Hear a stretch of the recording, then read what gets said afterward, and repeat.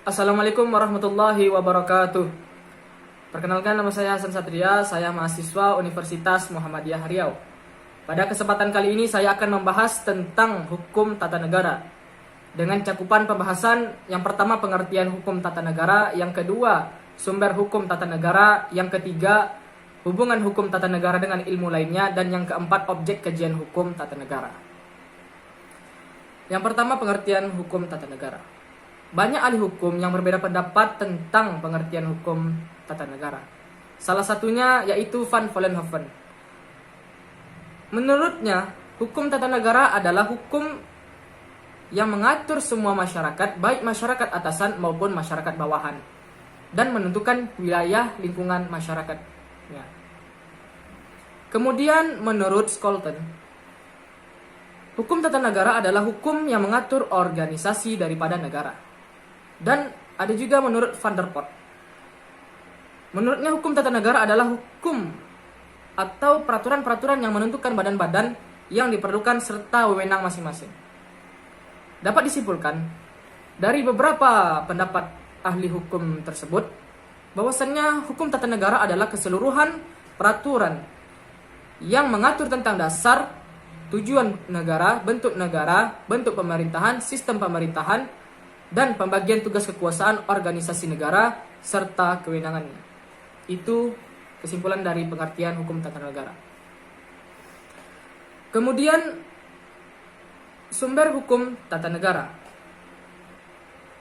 Sumber hukum tata negara terbagi menjadi dua, yaitu sumber hukum material dan sumber hukum formil. Sumber hukum material adalah faktor yang menentukan isu hukum, baik secara filosofis, sosiologis, dan historis.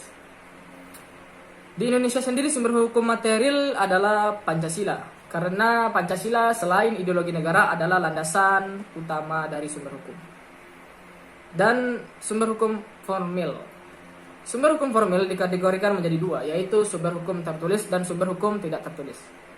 Sebelum kita masuk apa itu sumber hukum formil tertulis dan tidak tertulis, hendaknya kita mengetahui itu apa hukum tertulis.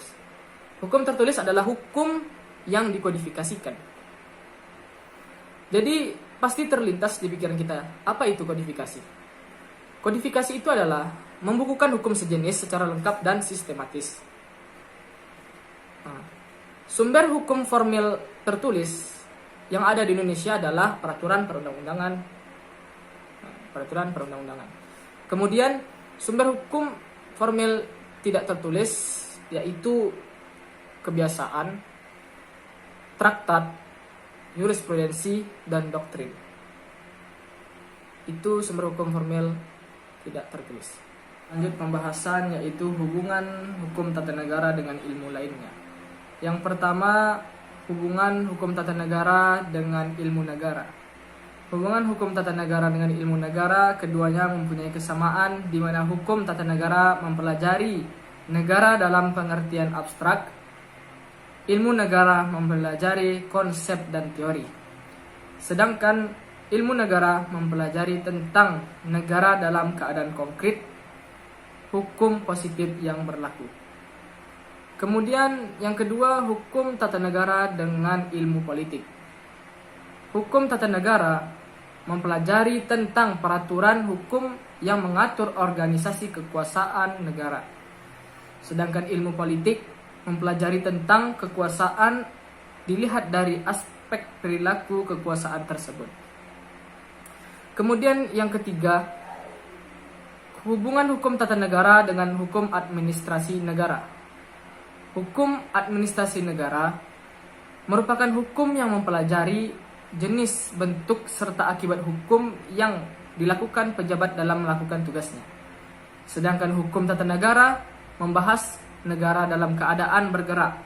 Misal, sesuatu keputusan harus diserahkan dari pejabat tata usaha negara kepada seseorang.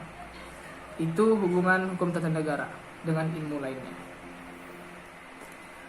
Kemudian yang terakhir, objek kajian hukum tata negara.